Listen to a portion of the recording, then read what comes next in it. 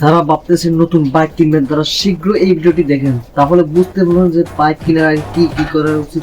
এই ভিডিওটি দেখার পরেই বুঝতে পারবেন যে আপনি কি করা উচিত। কিছু ভাই যখন নতুন বাইক কিনে তারা যে হর্নের আওয়াজে পুরো এলাকাটাকে যে বিভ্রান্তি করে, তারা মানুষের কানের মধ্যে যেরকম হর্নটাকে দেয় মানুষ বিব্রত হয়, তাদের উপর ক্ষোভ হয়, রাগ হয়, তাদেরকে দেখতে হয়। এখানে কিন্তু ঘটনাটি ভিন্ন রকম হয়েছে। এখানে এই ভাইকারদেরকে ধরে এরকম ভাবে গণফিরনি দিয়েছে।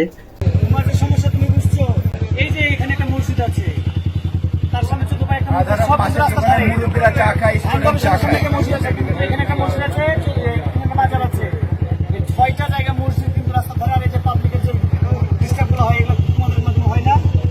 আবার যে বাইকের সিলিন্ডারকে লাগিয়ে দিয়ে তাদের কানের মধ্যে দিয়েছে।